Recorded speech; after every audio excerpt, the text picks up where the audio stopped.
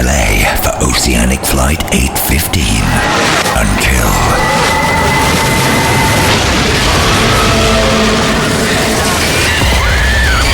Now, lost on a mysterious island, the survivors have more to fear than survival itself.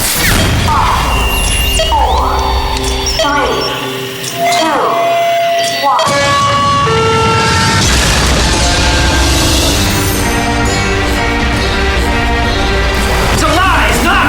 You killed us all. Nothing is real! Namaste, thank you, and good luck. I think your friends just blew themselves up, brother. I just saved us all. I've got to go, and you've got to get as far away from here as possible. Go where? Stop! I'm gonna blow the damn zone. Who are you people? We're the good guys, Michael. You push the button. That's an order. All we really need to survive is one person who truly loves us. Miss Whitmore, I think we found it. This is the Lost Initiative from Sky One.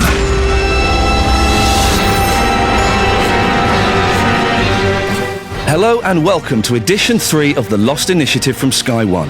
I'm Ian Lee, and over the next half an hour we'll be taking a scarily close look at Episode 3, Further Instructions, where we see the hefty themes of faith, deception and redemption, and also Locke hallucinating dead people. I'm joined, as always, by Geeky Tom. Hello, sir. Hello. And Paul Terry, the editor of the official Lost magazine for Europe. You can email us with your comments at lost@sky1.co.uk. This is the official download show for UK fans of Lost. Previously on Lost. Each one of us was brought here for a reason. And who brought us here, John? The island. It's destiny. You and your partner will observe a psychological experiment in progress. Your duty is to observe team members in another station on the island. These team members are not aware that they are under surveillance or that they are the subjects of an experiment. Every single second of my pathetic little life is as useless as that button! As long as we push it, we'll never be free! You're so sure it's not real? And just stop pushing the button. Well, I have, except, unfortunately, someone else decided to start. Tomorrow, we're gonna find out what happens if that button doesn't get pushed. The Lost Initiative with Ian Lee. Okay, now, a fantastic episode. Series 1 starts with Jack lying on the floor, similar way that we see Locke, and Jack becomes sort of the leader. Is this setting up Locke to be the leader, do you think, of the survivors in this episode? Yeah, he seems to be, especially by the end, and they seem to be responding very well to his speech and leadership. And of course, the brilliant bit where Echo's Jesus stick smacks him on the head, pretty much. Yeah, you spotted something like that, didn't you, Tom, on the inscription on the stick? Lift your eyes and look north. That's the one. Could these be the further instructions that the title possibly refers to, do you think? I don't know, it's a bit unclear. It's, look north. He didn't really kind of follow the instructions on the stick to find Echo or anything, so... Did he look at it? I don't think he didn't even look at it, did he? He sort of went, he dodged it and went, oh, and then picked it up and then... he didn't go, oh yeah, look, it says all this on the stick. He just went, oh yes. Maybe it's more the dream stuff, maybe that's the instructions. Yeah. I think it's Boone, dead Boone, who's more than happy to get another half a day's work. Now, we get Locke's flashback. It starts off with him picking up Eddie, hitchhiker. It takes him to a commune he lives on. What's that? That, Eddie, is our sweat lodge. A what? Anybody who wants can go in there and light a fire and get it nice and hot, meditate. Then what? And then you're supposed to figure out what to do with your life, what direction to take. Go on in there and figure out if you're a farmer or a hunter. So which are you, John? Yeah. What's that all about? That's a little twist in the tale, isn't it? Well, not really a twist. I quite like the whole happy-go-lucky Locke finds his place in the world at a rather friendly kind of hippie commune. Yes, it's hippie Locke. Exactly. I'm surprised by it because we've seen Locke, wanting to be a man of the jungle and stuff like that. We've seen Locke making boxes, whatever it is he does. We've seen Locke broken-hearted, but hippie Locke living on a commune where they make marijuana. But I think, we needed to see that, didn't we? Because otherwise, if you think about season 1 and 2, we've seen all the kind of, the kidney operation with his dad and the shooting clay pigeons and things. I think we needed to see hippie Locke in the past to make hippie Locke on the island It's quite interesting working out how it all fits together in the timeline, all the different, you can probably judge it by the length of Locke's hair. Yeah. where it is, relative to the path. So the plane crash took place 2004. That's right. Where do you think the flashback scene takes place then on the timeline? The very first one we see where he gets his kidney stolen, he's got a fair amount of hair on his head. He's got a nice comb over, isn't it? Yeah. So that's definitely kind of the first bit we see of Locke. Then it kind of goes forward, and I think we get to the hippie commune Locke. Yeah, answer the question then. What is the year? What was the year? I'm not a psychic, I don't know. I'm just trying to put it in order for you so you can understand. Maybe I don't know. There are some clues in the episode that hint at it. Mid to sort of the band 90s, 1905s, 7. But what I think is because Eddie, who it turns out is a copper, the hitchhiker is a copper. He's brilliant. He's not been in the police very long, has he? They say that in the episode. Yeah, he's fresh from the thing. And the date on his sheriff's license is 1994, ladies and gentlemen. Yeah. So we're going for about 95. 94, 95, yeah, something like that. So that kind of gives us a date, which is quite nice. Yeah. Quite surprising though when he turns out to be a policeman. Or were you expecting that, Paul? No, I loved it, and I think as an actor, it was a great moment because he was all sort of lovely, friendly, leady, and then when the gun turns him, he just drops. He becomes really like his presence in the forest is really sort of. You think strong, he's very in control. Yeah, very innocent. Very he doesn't really understand what's going on. He just wants to kind of join the family, but then suddenly it all drops, all the facade, and he's. It reminded me a bit like of Rob Patrick when he says, "Drop the gun, John." In Terminator 2, all like little guy but loads of presence. I was quite scared. Well, you're talking about but when Mike and Jan are furious that Locke has muffed up and brought a policeman into the commune, and Locke says, "Don't worry, I can sort this out by killing him." Yeah. He doesn't know. Let's have a listen. The psych profile said you would be amenable for coercion. Amenable for coercion? Hey, lower the gun, John. Okay? This isn't personal. What's not personal? Stop. I'm sorry, John, but you're not gonna shoot me. You're not a murderer. You're a good man. You're a farmer. Nope. Not a farmer. I was a hunter. I'm a hunter. I'm gonna walk away now, John. So Locke bottles it. It's kind of similar to the scene with Son and Colleen in episode 2 of series 3, where Colleen says, "I know you, son. You're not a killer. You're not going to shoot me." But she does shoot her. Yeah, Locke bottles it. Yeah, and you see Tom he's ready to pounce on, "Son, you are evil." I just love the way how wrong she got it. You obviously know so much about all these people. You got that wrong, didn't you? That backfired. I was surprised that Locke didn't shoot him though. I thought Locke was gonna. I didn't pull the trigger. No, I didn't. I don't.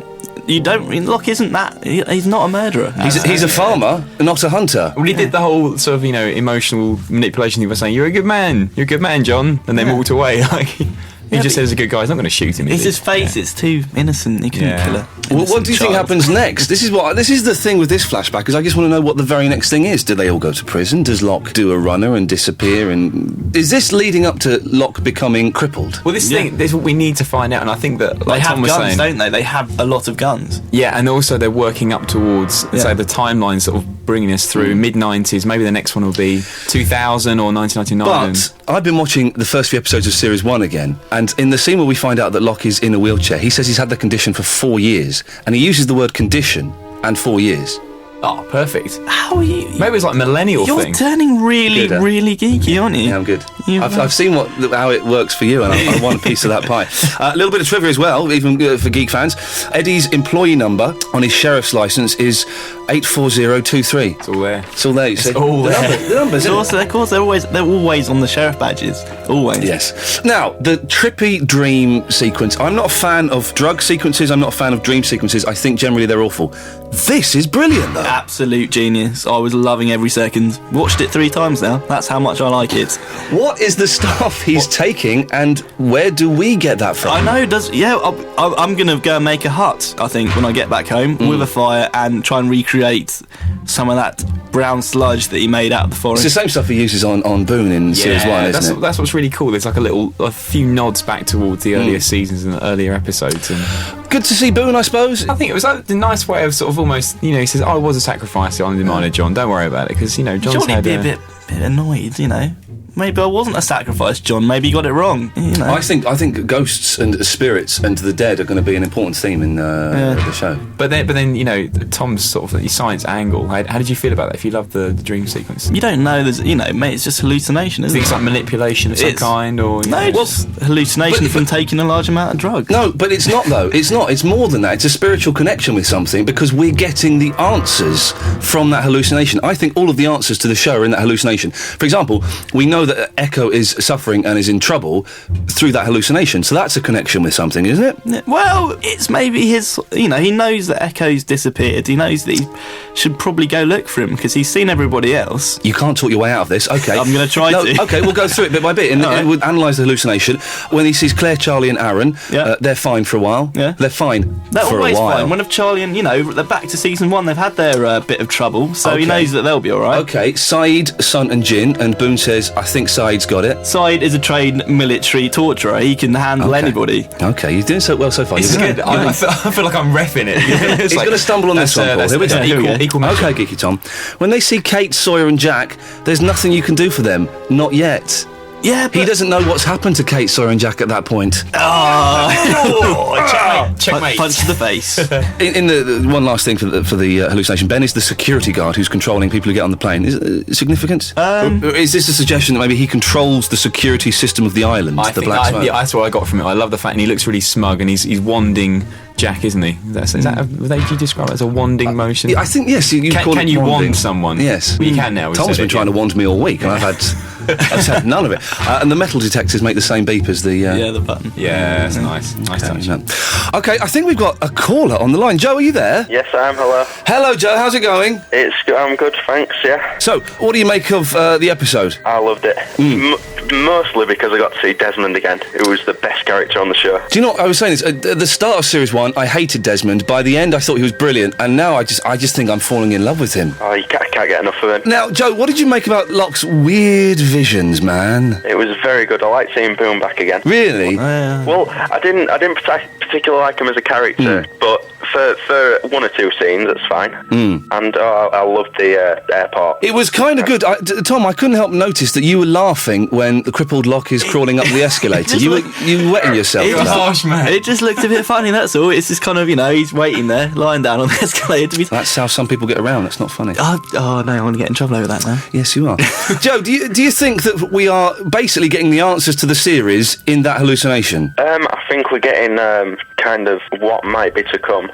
When he saw Charlie and Claire, they said they'll be fine for a while. Yep, for a while. Yep. Very nice. So hopefully Charlie's going to die soon. Well, what does that mean? we keep talking about that phrase, like, what is it? They'll be all right for a while. But yeah, what do we think that's going to mean? What do you think it means, Joe? Oh, what about the baby? Maybe those two as a couple. That those two, they're going to be getting along fine for a while, but someone or something's going to get in between them in maybe a couple of episodes' time. Because Tom isn't convinced that it's in any way a prediction or a connection with the island. He just thinks it's just words and doesn't mean anything. It must be because Locke doesn't know at this point that Jack, Kate and Sawyer are with Ben or Henry Gale. Thank you. You smug little...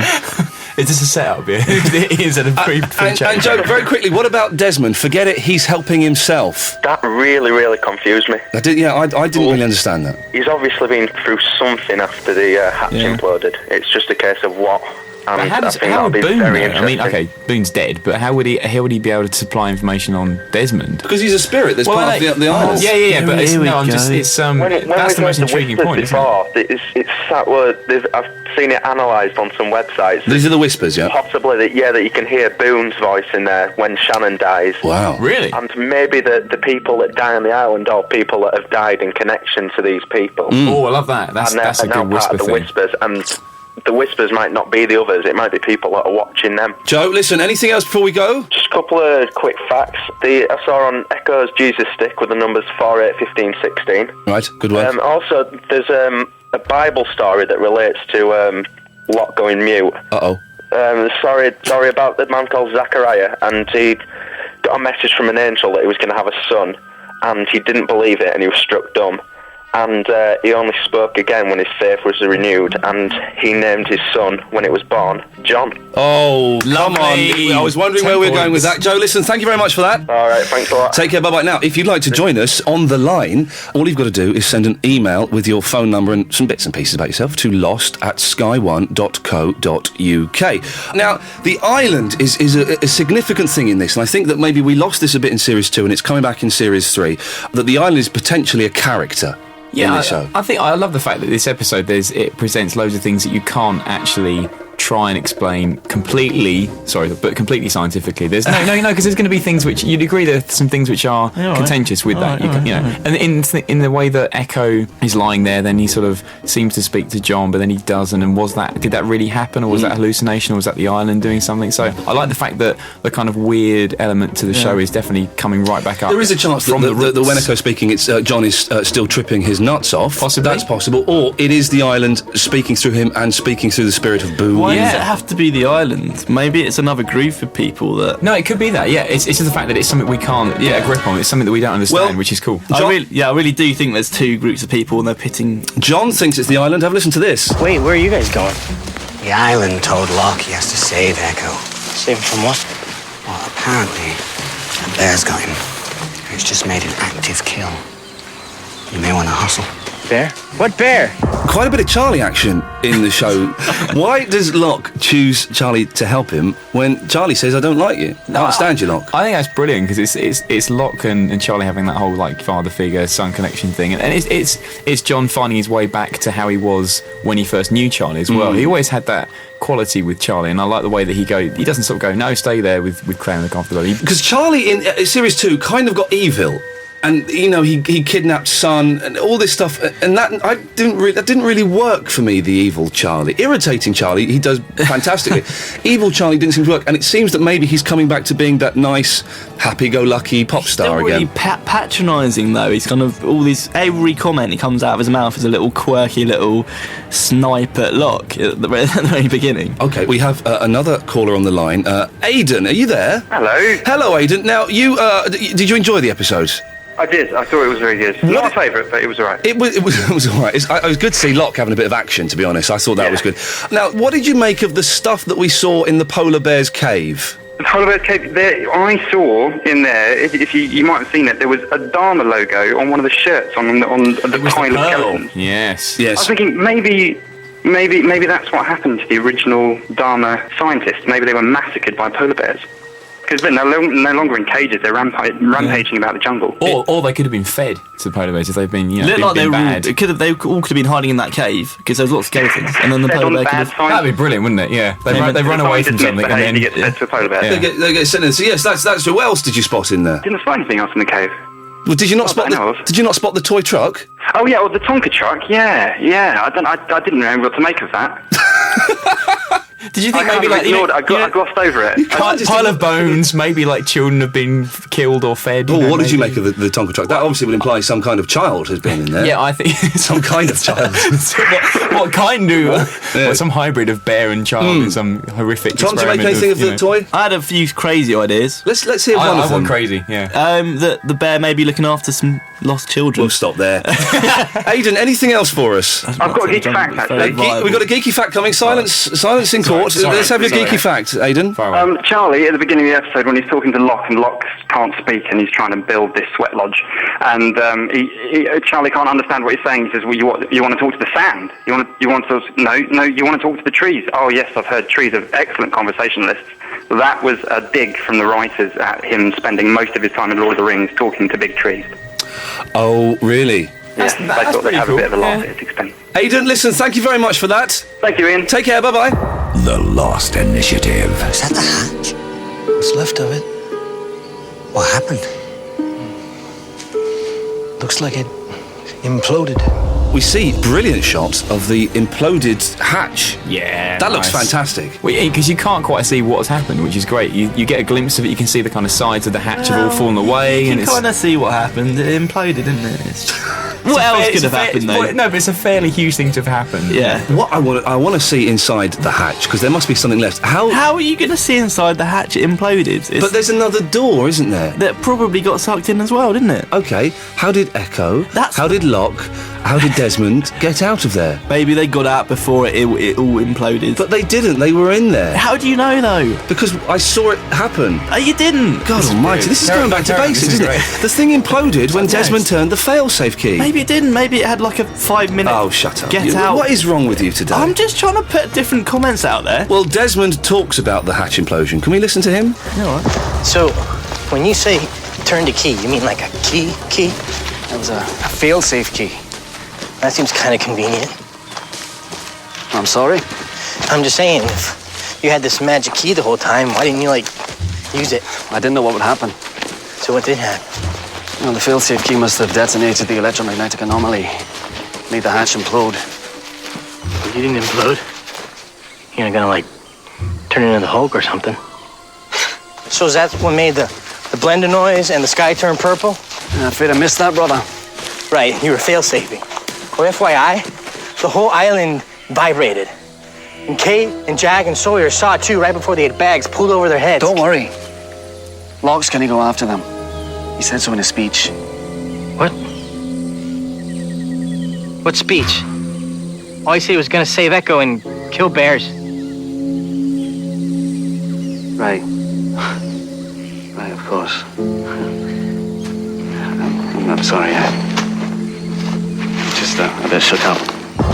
So Desmond is kind of dazed and slightly confused, and he talks about Locke's speech before Locke makes the speech. Yeah, I think that's got to be the biggest thing in the whole episode, surely. I like it. I cannot explain it. Tom was explaining to me his theory about what's happened to Desmond earlier on. I may have thought that some kind of time travel could be involved. Interesting, though, because if he had travelled through time, he's not there when Locke makes the speech, is he? Well, no, that's the thing. Maybe it's like he's travelled through time, hasn't he? Do you think that maybe there's a connection between Echo, Locke and Desmond after the implosion? They've gone through something that no one else has been through. Do you think that maybe somehow they are connected in some way, Paul? Well, the great thing about... I love the way that season 2 we saw some flashbacks, on the island, like the Claire flashback, as in where her missing time went, and Michael's one. So I hope that series 3 there's going to be some other kind of flashbacks. There's things that we're missing information from like that. Are we going to see what happened to Echo, Locke from their different points of view when that happens? So fingers crossed, there's been some cool stuff. Now, Locke does save Echo from the polar bear cave, and he's got something to say to Locke. Sorry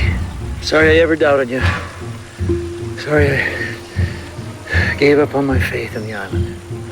I messed up. Now our people are captured, and if I'd just listened to you, if I just let you keep pushing the button, I could have gone with them, protected them. I could have saved them. You can still protect them. You can still save them. I don't even know where they are. You will find them.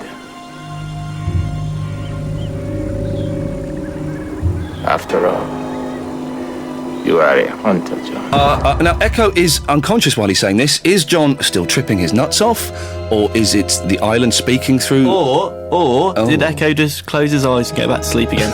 That's a possibility. when he was looking away. It's a possibility. Just throw that one out there. But if he is hallucinating or it's the island, either one of those, there's still things that don't make sense. The whole "you're a hunter" referencing stuff he's been thinking about all this time. It's why would he mention that? Why would he mention about you can find them back? So it's...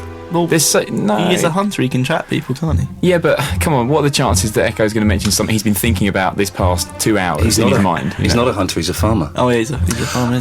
Polar bear in the episode. Who would have thought we'd have seen the return of the polar bear? Yeah. How many times? We've seen the polar bear in a really early episode of Series 1. In the pilot, is it the pilot? Sawyer shoots it when it rampages towards him in the pilot, isn't he? Yeah. And then there's the other one, which attacks Walt when he's in the vines, and then Michael goes down... It's Michael and Locke help him rescue him. And then that one runs away, doesn't it? So that's potentially one dead, and then another one that's on the rampage wandering around. Now, if you think about it in the cage, that device has got 3 different things you have to do. Yeah, you said this the other week about Which means there'll have to be 3 bears. One to press the thing, one to press that button, and the other one to... But why do they have to all be done in sequence? So it's not like, what, bears having a chat, like Three Amigos? Well, that's a really good point, actually. So, another clue that it was the polar bears that were in the cages, the cage that Sawyer is in. I think that's what they're hinting at with that little... Yeah. Paul's not buying it, are you, Paul? I don't know. I just think that whole Hydra Station thing, we've only seen one side of it with those two cages. I think there's just so much more to be, We see the introduction of two new characters in this episode, Paolo and Nikki. I must admit, it sits slightly uncomfortably with me, the introduction of two new losties, apparently potentially survivors of the plane that were in the background. Paul, what are your views on this? Okay, what I want to say about this is controversially, because of what the fans are saying at the moment, but there are a lot of other survivors from that crash. I can't remember with the body count now. It's still, there's going to be like 35 other people milling around doing their washing, rah. And I remember way back when they had the Arzt, remember when Dr. Arzt blew up? Yeah, Dr. Arzt. And he was saying that really cool conversation to Hurley, saying, we're not in the gang, we don't get to cool stuff. There are other people trying to do stuff. He was an interesting character, though. Yeah, but I think what they're trying to do, I mean, what have they got, like 30 seconds of screen time? We've been given two generic Hollywood actors, like all really pretty. You don't know that at all. It's so obvious. Carry on, no. Why didn't they get the Frogurt guy? Yeah. Who gets mentioned? Who's to say we're not going to see Mr. Frogurt at some point? Tell you what, we better see Mr. Frogurt. What I liked is the fact that it wasn't, they could have had like their own scene and then they could have cut to something, but the fact they just ran up when there was like a panic on from the background characters and went, you do that, you get some medical things, you do that, rah, and made them part of the group like that. So I thought that was really cool. So. I heard that there was a scene that was cut out that was Paolo and Nikki getting their end away in Jack's tent. So Jack's tent? Yes, in Jack's tent, but it was cut. But it's cut from the final show. That's a bit harsh on Jack, isn't it? It's a bit harsh. He's a kidnapper. Let's do it in there, for God's sake. What would the time frame be? So, about 3 hours? The implication being that they are having a relationship of some kind, I think. Okay. So we'll see how it goes. Okay, we've got another caller on the Lost line. Hello, Nick. Hi, Ian. How are you? I'm very, very well. You've got a general theory about Lost, haven't you? I do. I think it's all about religion, and I think all of the technological stuff in the last series was all a complete whitewash to cover up the fact that it's all about purgatory, which is an old theory, but I think that the Hanzo Foundation and the Dharma Initiative are the modern form of religion, and whereas the Catholic Church controlled religion in the past, this is a modern technological take on religion, and that all the losties are being tested. Tested for what? Things they did in their past lives. So this is a kind of limbo, and the people who died in the plane had all their issues resolved in real life, but the people who survived still have to resolve their issues. Okay, let's see. We're not going back to the limbo theory, are we? Sure, we got rid of that. But Paul, what's your views on it? Well, it has been stated several times that they're not dead and they're not in purgatory. So, do you mean more like the theme of purgatory, like they are actually still alive, but they're being tested to join something? Is that what you mean? Or yeah, we don't know what lies beyond, but it's in the real world. But this is how they're being tested to see which way they should go. But would that imply? What do you think? They're special people of some kind? Like it's a very expensive way of testing people. There's thousands of dollars being spent on doing what with these people? It is. I think they've got unlimited resources, and I think that the others have worked out what's going on, and they're trying to escape it. Tom, anything you want to say to Nick? No, none. Wow, controversial. Nick, listen, anything else before we go? Another sub-theory. Yeah, sub-theory, okay. This is like a Venn diagram of theories now. Yeah. Where does that fit? Slightly aside, I'm pretty convinced that the others are actually not on the island. I think they are actually living in suburbia, and that they have a portal that leads to the island. It was all good, yeah. I like that whole kind of living on another island, but the whole portal thing kind of... Did he? Oh, portal? Yeah. I thought he said portal. I wasn't quite sure what he was saying. Portal. Yeah. And how do they travel through this interdimensional... Don't encourage him. Nick, I'm going to have to say goodbye to you now. All right. Thank you very much. Thanks. Bye. He was a nice fella, but he was talking absolute rubbish. I think he's absolute talking... cobblers. I'm not having any of that. If you want to call us on the Lost line, send an email with your phone number and some bits and pieces about yourself and what you want to talk about to lost@sky1.co.uk. Okay, very quickly, in one sentence, sum up what you've learnt from episode 3, Paul. Desmond knows far more than I think even he knows. There's something seeping into his brain which he's freaking out about, and which is, I think, going to seed some exciting stuff coming up. Seed some exciting stuff. Tom, in one sentence, what have you learnt from episode 3? That Locke is back in town and ready to lay the smack down on the others once he's sorted out his own mess. I think we're going to see a Steven Seagal type Under Siege 2 attack on the other Oh, no, Under village. Siege 2, not number 2. Listen, Geeky Tom, always a pleasure to see you. Paul, thanks very much. Governor. Don't forget, episode 4 of Lost is Sunday at 10 p.m. on Sky 1, with a repeat performance the following Wednesday at 10 p.m, also on Sky 1, and another fail-safe repeat every Friday, 9 p.m. on Sky 2. Watch them all. That's what I'm going to do. We're back next week looking at episode 4 right after it's been on the telly. Now, if you want to find out more about Lost and about us and about everything else, you can go to the website, which is sky1.co.uk/Lost. You can see exclusive cast interviews and news, character descriptions and updates. There's also a Lost show discussion forum. Have you been on there? Yeah, I may have taken a few peeks. Do you post as, under a pseudonym, or do you post as Geeky Tom? Wow, I won't say anything, but there's a Kinky Tom on there. I'm definitely on the forum. That's wow. Okay, well that's worth hunting down. There's also an exclusive clip of episode 4, and you can see video of when I met the cast in Los Angeles, which is in the United States of America. That's right. I'm Ian Lee. Join us again for the next edition of the Lost Initiative, the official download radio show for fans of Lost in the UK. Namaste. The Lost Initiative is a co-ink production for Sky One.